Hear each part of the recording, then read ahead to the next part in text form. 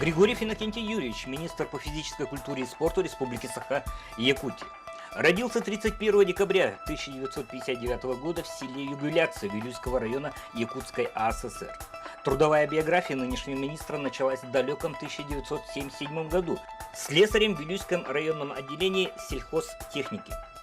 После службы в рядах советской армии поступил в 1982 году в Якутский государственный университет имени Максима Кировича Амосова по специальности физическое воспитание. Учебу закончил в 1988 году. Имеет огромный наработанный опыт в структурах исполнительной власти, в общественных организациях, руководстве специализированными учреждениями спорта и физкультуры. С 2005 года был бессменным директором Республиканского центра национальных видов спорта имени Василия Манчара.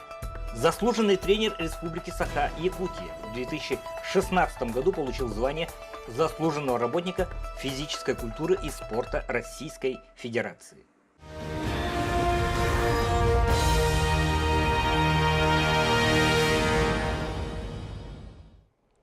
Добрый вечер, дорогие телезрители, добрый вечер, подписчики канала Правительство Лайв, как всегда по пятницам. Можно уже называть, наверное, пятничный вечер с руководителем органов государственной власти. То есть, наверное, надо было, чтобы более такая неформальная обстановка, а то я заметил, что наши гости чувствуют себя немножко сдержанно в такой почти что официальной обстановке. Итак, Правительство Лайв, и готовьтесь задавать самые прямые, самые открытые вопросы руководителю ведомства, которая курирует направление физической культуры и спорта в нашей республике. Знакомьтесь, кто не знает, а кто, наверное, многие знают, министр по физической культуре и спорту республики Иннокентий Юрьевич Григорьев. Здравствуйте, Иннокентий Юрьевич. Добрый вечер.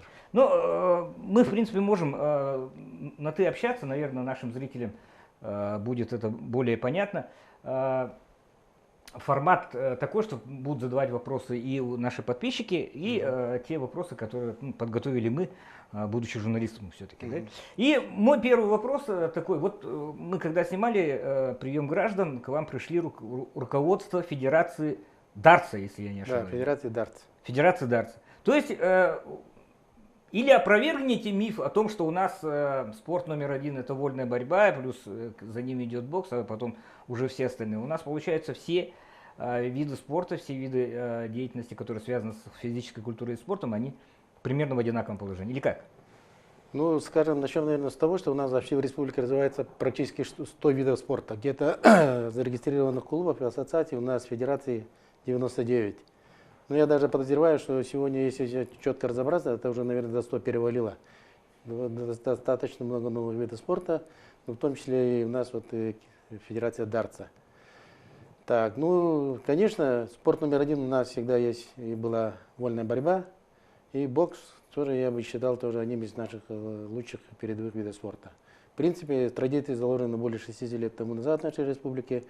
Они как бы напрямую связаны даже с нашими национальными традициями. Борьба хапсагай была практически у всех народов, у нашего народа она особенная.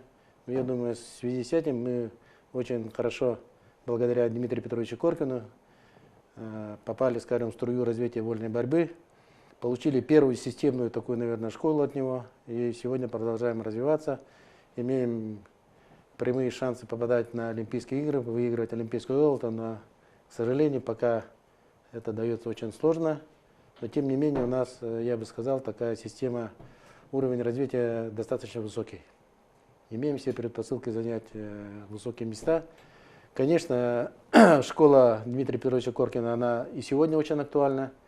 На самом деле, может быть, мы достаточно мало внимания обращаем на то, что он делал. Это скрупулезная работа с литературой, с видеотехникой и так далее. Еще в то время надо заметить, да? А сегодня в руках наших тренеров все достижения техники, начиная с любого смартфона, который имеет камеру, который может замедлять, ускорять и так далее, там во всех параметрах снимать. А это все Дмитрий Петрович Коркин делал дома со своими сподвижниками, проявлял пленку, смотрел, крутил, учил своих учеников, анализировал. Вот это и оставил нам большое наследие. Грех не пользоваться этим, конечно. Иннокентий Юрьевич, ну, многие говорят, что вот, раз уж коснулись большого спорта, что большой спорт, как глобальное явление, он очень и очень политизирован. Да? Но вместе с тем, вот время успехов наших первых олимпийцев, да, там же тоже была политика, и санкции были пожестче, скажем так, там целая холодная война Ну да. была. Но как тогда объясняется все-таки, что тогда было, а сейчас как бы, ну, вроде тянем, но... Ну там объясняется, я думаю, достаточно просто. Там работала система Советского Союза. Была советская школа физического воспитания, физической культуры и спорта. Это системная работа, которая с любого возраста, по любому виду спорта доводилась до спорта высших достижений. К сожалению, конечно, в 90-е годы мы очень много утеряли с распадом Советского Союза. Мы, значит, начали перенимать и другие, там, европейские, там, океанские там, методики и так далее. Но сегодня, к нашей большой радости, сегодня обратно возвращаясь практически к той же советской системе физического воспитания, переходим сейчас на специальную спортивную подготовку. У нас уже принята даже государственная программа перехода, концепция перехода на спортивную подготовку, которая подписана председателем правительства Российской Федерации Дмитрием Анатольевичем Медведевым. Поэтому сейчас эта система начинается. Да, конечно, была тогда, спорт всегда был политизирован, он всегда, как бы сказать, даже с самого начала древних Олимпийских игр, когда во время проведения Олимпийских игр останавливались все войны, и практически он до сих пор так и, наверное, политизированно идет. Благодаря спорту появлялись новые страны на политическом небосклоне. Благодаря, наверное, даже спорту в одночасье весь мир узнал, что есть такая республика Саха, республика или Якутская автономная социалистическая республика. Ну вот, я думаю, вот и сегодня имиджевые политики и так далее, я думаю, спорт играет очень большую роль. И я думаю, ну и будет играть. Потому что у человека, конечно, всегда присуща состязательность в любом направлении, но самое большое его проявление в нашей жизни оно получает в спорте. Мы же всегда видим, если кто-то сделал хорошую машину, какая-то страна, кто-то с ней состязается. Даже простейшее, наверное, перейти к нашим селянам, если кто-то построил хороший хором, найдется второй, который построит двухэтажный дом. Итук-тюгю. Да, вот Да. это природная состязательность. На самом деле это дает вот эволюционное развитие человека. И самое главное, развитие человека, наверное, заложено в этом состязательности. Эволюция. Да, эволюция. Какая? Но самое главное, это в спорте, это наверное, ценится тем, что именно нагрузку на развитие надо давать на фоне восстановления. Вот большая разница, наверное. Хорошо. Переходим, вот пошли уже по вопросу от наших подписчиков. Да? Спорт, это понятно, удел там избранных, но давайте о массовом. Вот физической культурой нашей республики сколько человек занимается по данным вашего ведомства? По данным нашего ведомства, у нас занимается 38,9% нашего населения. Это более 360 тысяч человек. Сегодня летоисчисление и статистическая отчетность идет от 3 лет до 79 лет. Вот это доля граждан, которая подсчитывается для учета систематически занимающихся людей. Но я думаю, это в среднем, если взять по Дальнему Востоку и по России, мы чуть-чуть превышаем. Но есть регионы, которые, конечно, имеют более высокий достаточный уровень. На сегодня это критерий, скажем, индикатор, который поставлен главой республики и президентом страны, как основной индикатор показателя развития физкультуры и спорта в регионе и в стране. К 2024 году мы должны иметь 55% систематически занимающихся по всей стране и в нашей республике в том числе. Но это, наверное, означает, что это каждый второй это должен систематически занимающийся, даже больше, да? Даже я. Даже я много, вы чуть-чуть. Один из нас должен заниматься. Да, это обязательно должен, да. Но тут дело в чем? Конечно, какой-то регион будет заниматься там 40%, какой-то 70%. В среднем по стране, наверное, эти цифры получится. То же самое, например, у нас будет по нашим районам. Какой-то маленький район даст, с маленькой численностью даст больший там, наверное, процент. Город Якутск, наверное, может даст меньший процент.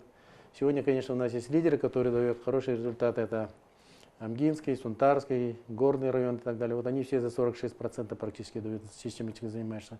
Есть и явные, конечно, скажем, аутсайдеры, в том числе и город Якутск, Жатай даже, например, вот почему-то у нас только низкий показатель, около 20 с лишним процентов только. Ну, скажем, Северный Лус, вот как бы там понятно, да, вот может учет не так ведется и так далее. Но на самом деле сегодня идет анализ уже в разрезе 3 возрастов. Это младший школьный, молодой возраст, средний возраст и старший возраст. И к нашему удивлению, хотя мы как бы знаем, что наши дедушки, бабушки, у некоторых отцы, матери и так далее, где-то в возрасте старше 55 лет, ну скажем, пенсионный возраст, практически уже все поняли, что деньги на лекарства нельзя тратить, и поняли, что надо заниматься спортом или физкультурой, заниматься активными движениями, ходьбой скандинавской и так далее, ходят на аэробику, там у них свои круг и так далее. Вот. Но оказывается, самый низкий процент, который нас республика и даже по стране дает, это около 6% занимающихся, это вот эта категория. Но это показывает то, что мы, оказывается, учитываем только вот школьный и студенческий возраст, это которых мы ведем занятия в школе, ведем журнал и так далее, и их учитываем. А та категория, которая не учитывается, занимается самостоятельно, значит, мы их попросту-напросто не знаем.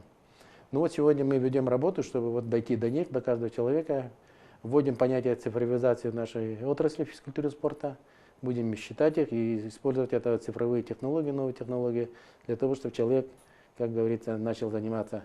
Трекеров много, да? Да, трекеров, да, использую. Я помню, даже были 2000, наверное, где-то начало 2000-х годов и так далее, уже за рубежом по программе «Спорт для всех».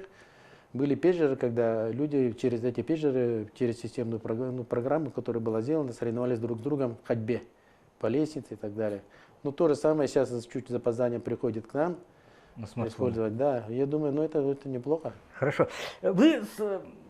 Я скажу, наверное, что очень большой личный вклад привнесли в развитие национальных видов спорта. Да?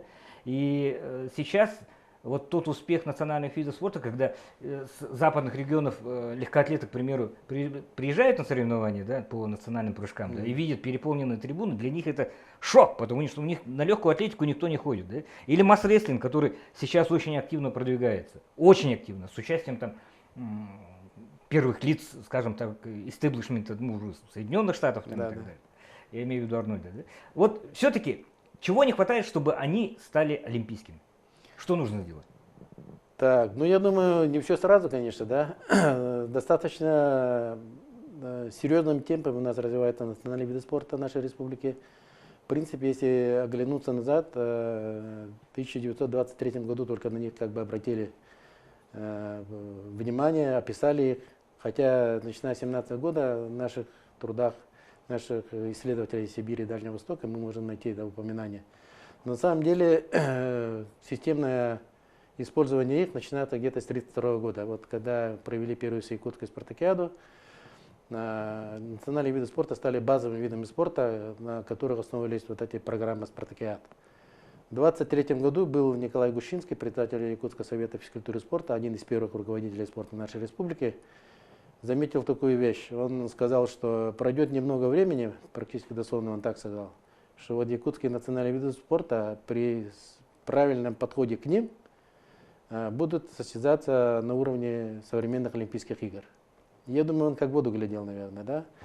И сегодня мы имеем очень такие интересные национальные виды спорта, которые практически не имеют аналогов в мире. Это вот масс-рестлинг, это наши якутские прыжки, это прыжковый марафон, таких длинных, дальних скачков, прыжков на двух ногах, с ноги на ногу нету никого, который народом.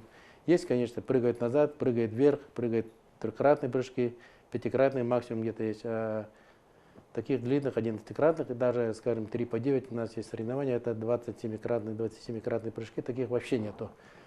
Или прыжки через нарты. Это уникальный тренажер, который изобрели тоже наши предки, который в ограниченном пространстве дает любую нагрузку на любом формате. Я бы еще мог бы посоветовать сегодня нашим тренерам, особенно которые имеют ограниченные пространства залов, например, те же единоборства и так далее, поставить в зале нарты, только, ну, скажем, нестандартные, там разные высоты, и использовать их как функциональные средства функциональной подготовки. Но я думаю, при правильном менеджменте и, конечно же, при нормальном финансировании, буквально лет через 10-12 масс-рестлинг может быть в Олимпийских играх. Еще 10 лет, да? Хорошо. Ну, сегодня, кстати говоря, да, вот в Америке, в Соединенных Штатах Америки, в штате Колумбус, идет уже соревнование по масс-рестлингу, где принимают участие тоже все участники со всех стран мира, которые состязаются по программе Arnold Classic.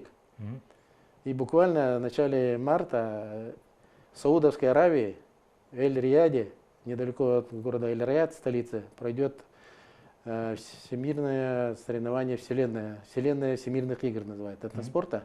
И в программе этих игр пройдет абсолютный чемпионат мира по масс-рейсингу, где соберется более 100 спортсменов. Вот за короткий промежуток времени, вот это, я думаю, показатель.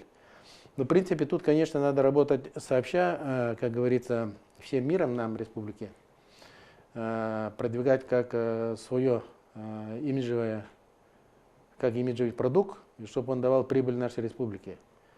И не только как имиджевый продукт, но и, как говорится, и в финансовом плане. Потому что мы можем, как говорится, начать производство там, эксклюзивных вещей, там, да, начиная от инвентаря, оборудования. Это все как бы в наших руках.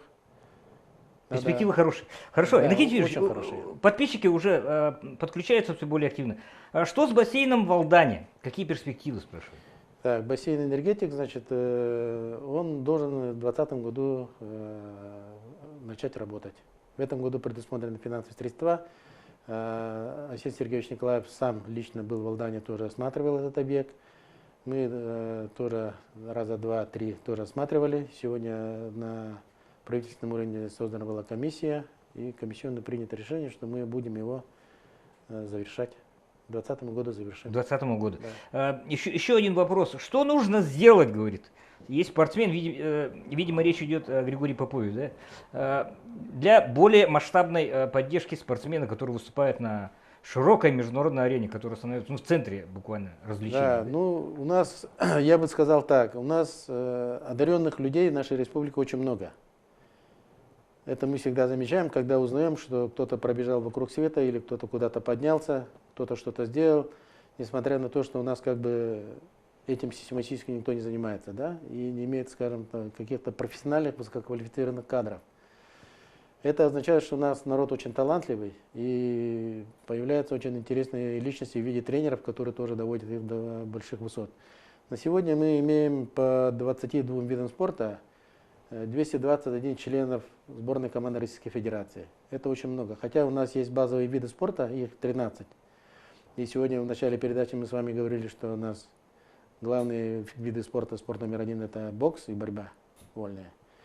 Но оказалось, что у нас способных людей очень много. И даже, как говорится, в тех видах спорта, о которых мы не мечтали, сегодня ММА, и Муай-Тай, и любые виды единоборств у нас как бы очень просто даются. Я думаю, просто нам надо, скорее всего, надо иметь фонд развития спорта республики, надо создавать его уже, и туда вкладывать финансовые средства от спонсоров, от крупных хозяйственных субъектов и так далее. Я думаю, даже бюджет должен был туда что-то вкладывать. И тогда вот на наших таких талантливых и, скажем, самородков, которые резко появляются, мы могли бы их профинансировать. А сегодня, учитывая то, что у нас, конечно, все закладывается в государственный бюджет, есть система защиты мероприятий и так далее, да, вот строго со сметой и так далее, система госзаданий, мы, как говорится, отвлечь не сможем. Хотя, по большому счету, конечно, мы пытаемся помочь найти спонсора персонального и так далее. Но я еще раз хочу сказать, что нужен внебюджетный фонд, который бы поддерживал таких наших одаренных спортсменов, ну, в том числе и в виде социальной поддержки тоже. Стадион в Нюрбе, ну, видимо, пример Алдана стал примером, задают вопрос теперь, что со стадионом в Нюрбе? Так, значит, стадион Нюрба. Нюрба будет иметь стадион, который, я думаю, примерно это к 2021 году. В Нюрбе строятся спортивные объекты, в селе Антоновка строится, значит, с помощью федеральных средств будет строиться. Поэтому Нюрба скоро станет очень спортивной столицей Вилюйского региона, там, западного региона. Хорошо. Немножко так продинамим, скажем так, поднимем темп. Да? Блиц-опрос, очень быстрые ответы. Если вы можете, да или нет. Куда вы пойдете отдыхать? В ресторан, кино или в театр? Да я в кинотеатр пойду. Хорошо. Как вас звали одноклассники? Кеша. Как вас называет жена? Так же называют Кеша. Хорошо. Кто ваш кумир в спорте? Ну, я думаю, Виктор Санеев. Трехкратный олимпийский чемпион, призер, 4-й раз стал серебряным призером Московской Олимпиады. Пример долголетия и высокой результативности. Кем начинали работать? Начинал работать слесарем. Тренируетесь ли вы сейчас? 4 месяца я в зал не хожу последний. Как только сел кресло министра, я перестал ходить в зал. В спортивной форме. О, что вас может рассердить? Обман.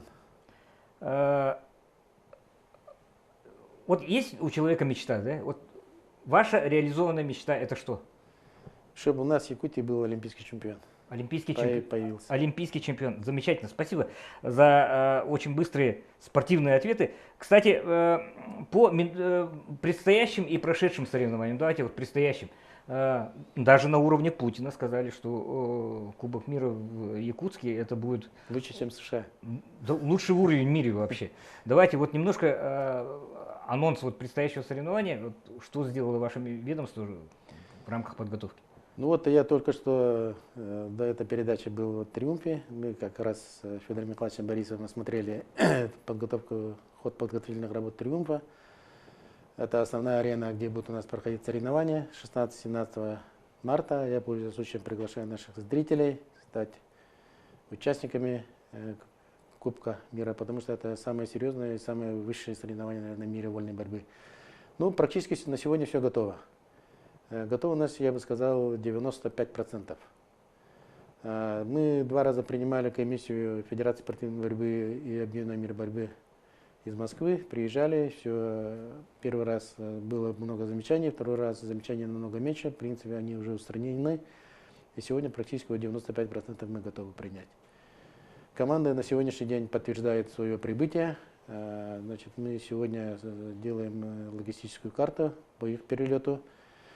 Ожидаем мы их с 3 аэропортов, с 3 городов. Скорее всего, значит, ну, точно известно, это Москва и Хабаровск. Япония приезжает через Хабаровск.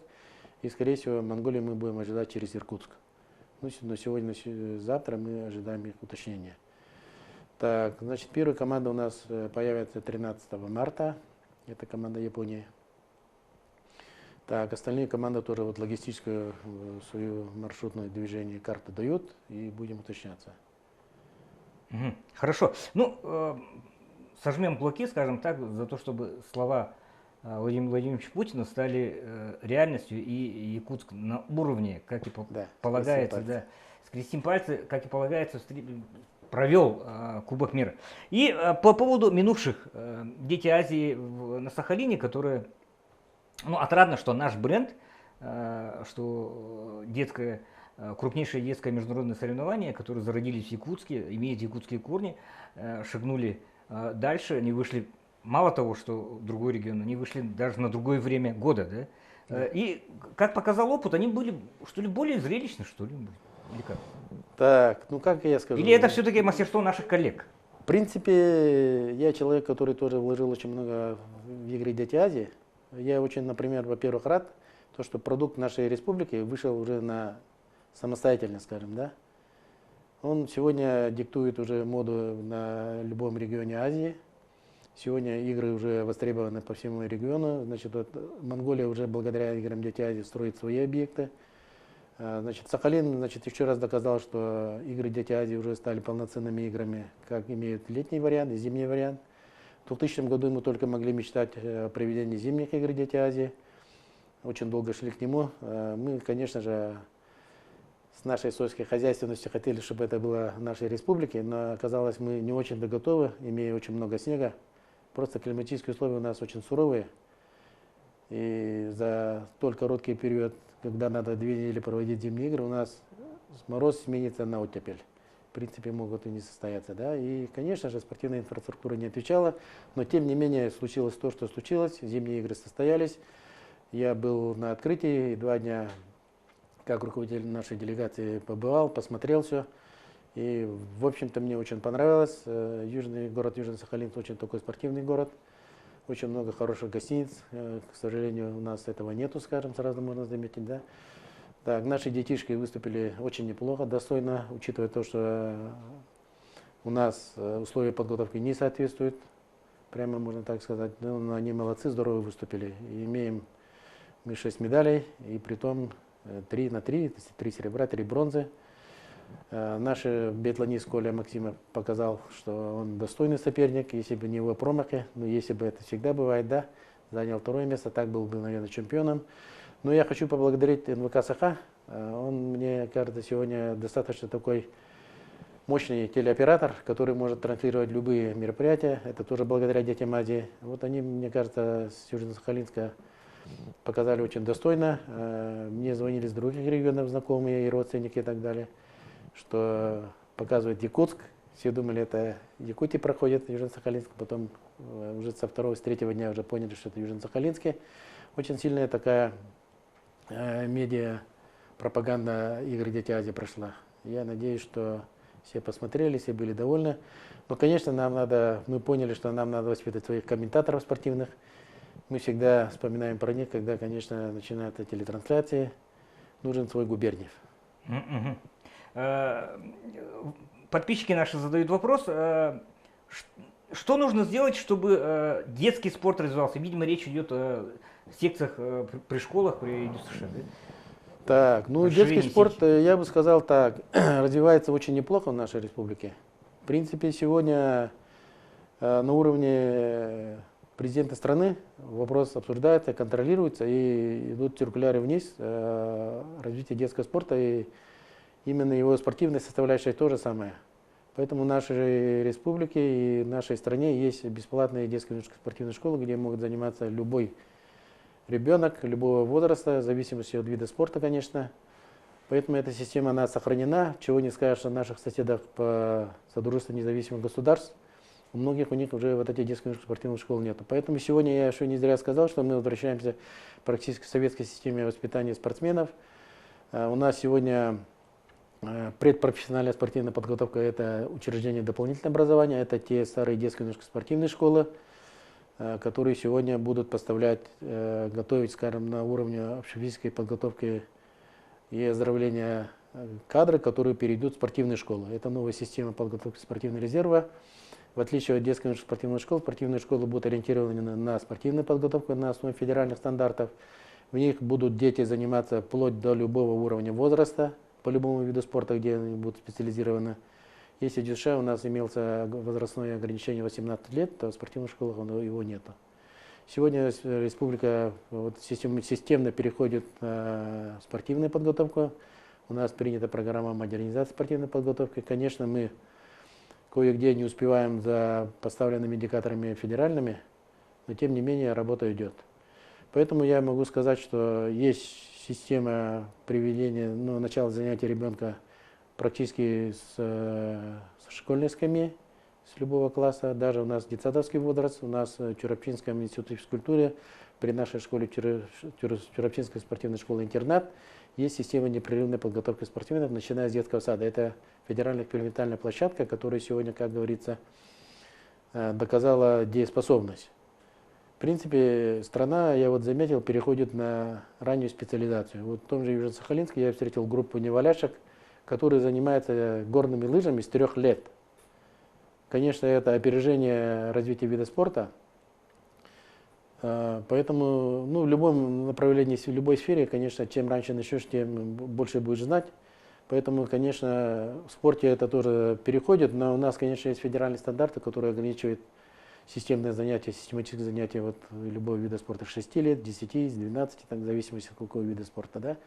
Но тем не менее, любая бесплатная секция нас ждет, начиная с сентября. Родители могут приходить в любую школу-секцию записаться или детскую спортивную школу по месту жительства. Хорошо. Спасибо за ваши ответы. Я напоминаю нашим подписчикам и нашим телезрителям, что на инстаграм-аккаунте правительства Лайф все те вопросы, которые просто не получили по времени прямые ответы от руководителя ведомства, они будут максимально развернуто отвечены в ближайшее же время. Так что не забываем подписываться на аккаунт Лиф Якутия, и все ответы на не прозвучавшие даже вопросы, которые были заданы в аккаунте, да, они будут там размещены в ближайшее время. Спасибо большое, что, еще раз говорю, все-таки одно из важнейших направлений – это эти дедушки со скандинавскими палками, эти школьники, которые в будущем продемонстрируют хорошие спортивные результаты. Это все.